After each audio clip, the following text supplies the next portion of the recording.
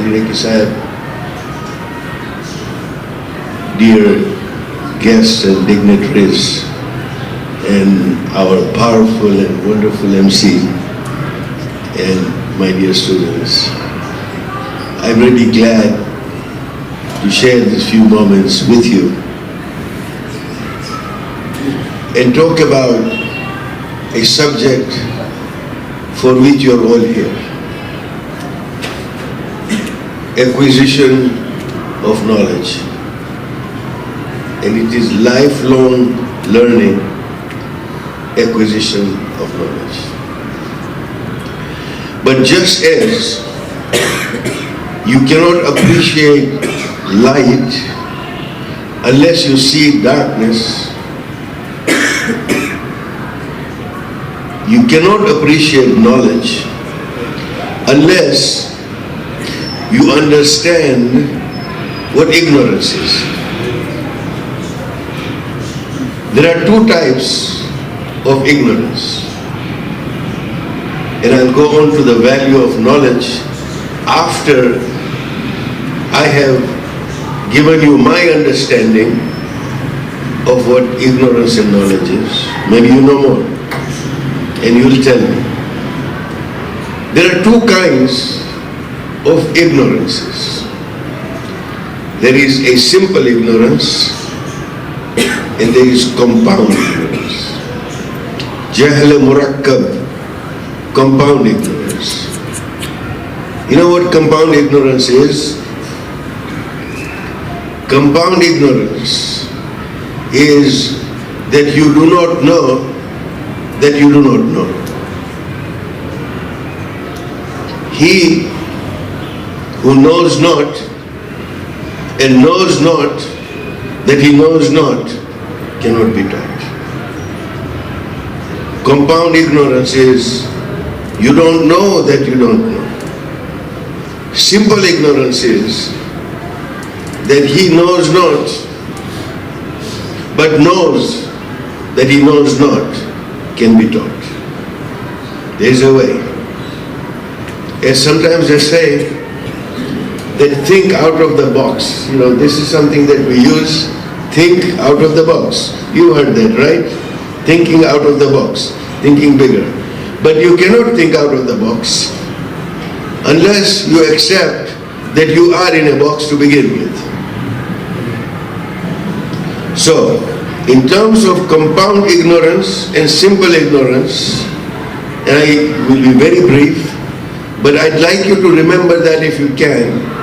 When one of my professors first talked to me about this, and I'm sharing what he taught me, because knowledge is a beautiful thing. The more you share, the more you learn. Money is, the more you share, the less you have. Knowledge is, the more you share, the more you have, the more you get. That when he taught me this, the idea of compound ignorance has got to be one that's implanted in our minds, that I must be curious. Little children ask questions. Why? 5-year-old will ask questions every time. Why? It is human nature, it is our fitra that we ask questions.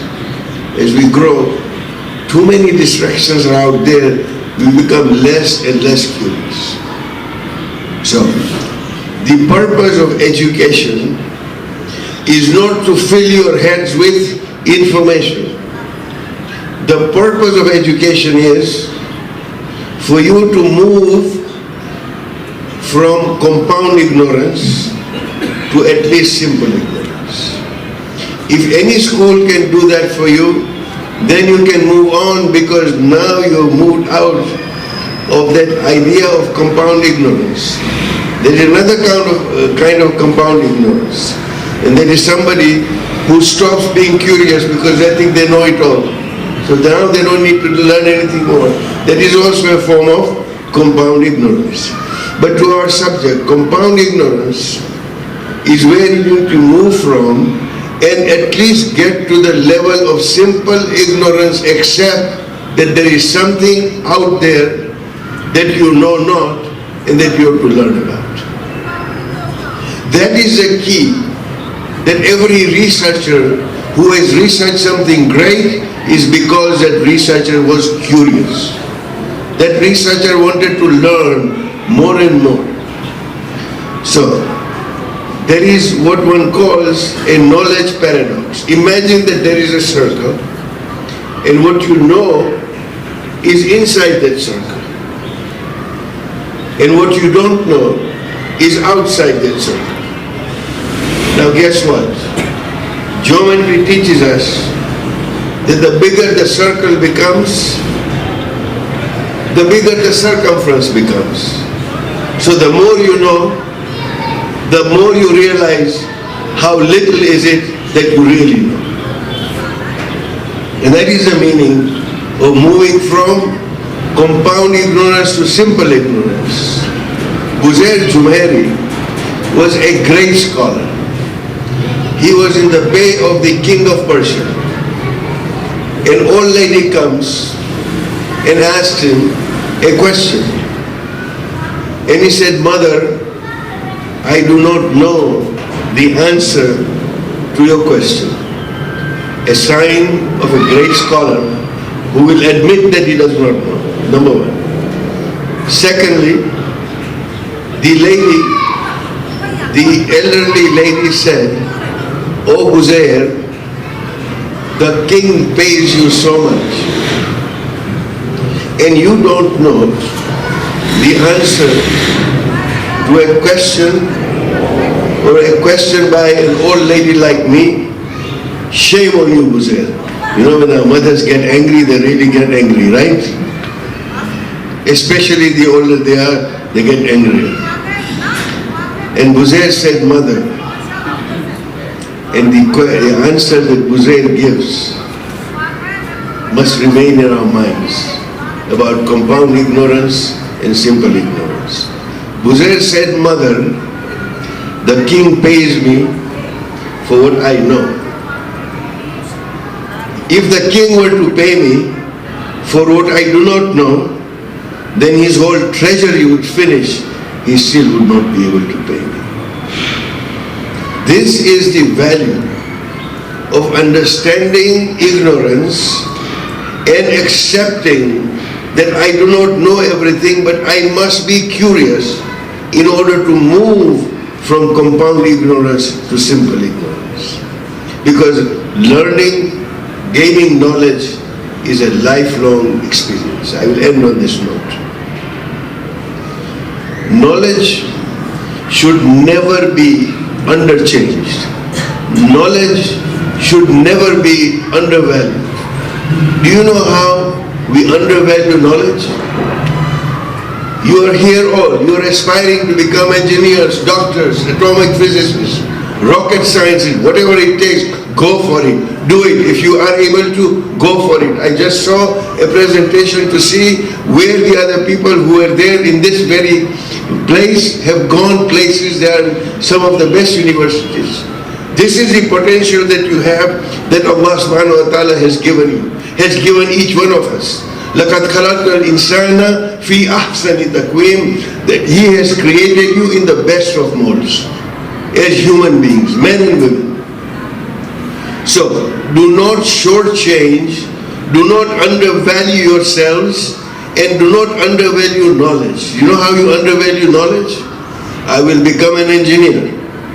I will earn X thousand rupees, and therefore I am studying, I am getting knowledge. That is undervaluing knowledge. When you value knowledge only for money, you are not giving due respect to knowledge. A commodity, an ability, particularly for the follower of the Ahlul Bayt al-Islam, the Shia of Ali ibn Abi Talib al-Islam must be at a level where Amirul Mu'mineen Ali ibn Abi Talib said that knowledge must be acquired for the love of knowledge.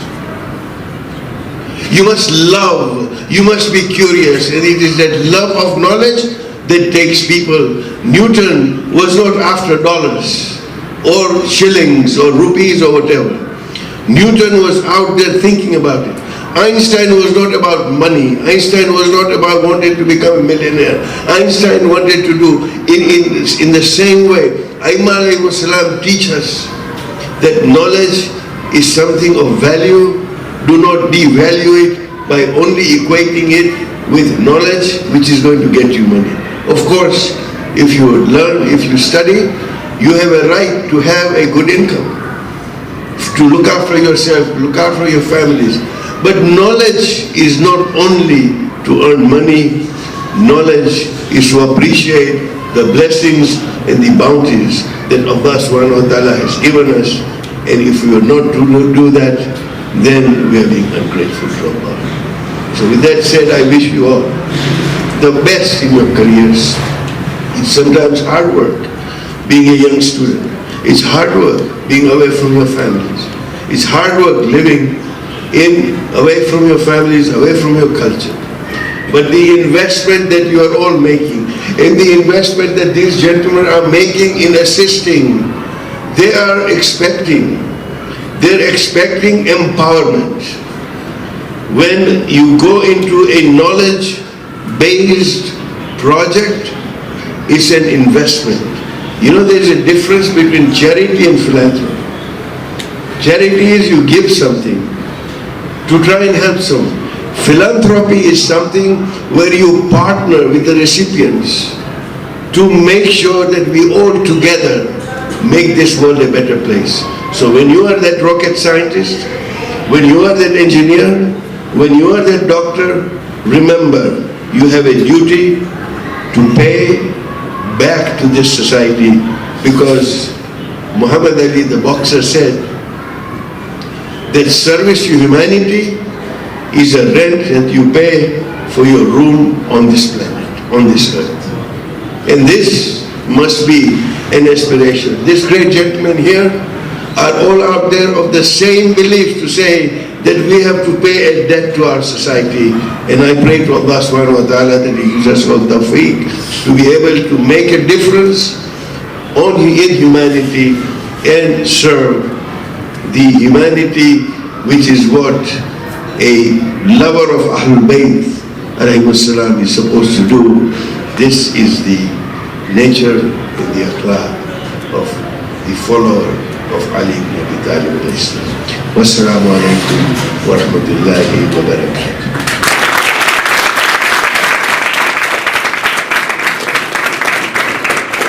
Thank you very much, sir.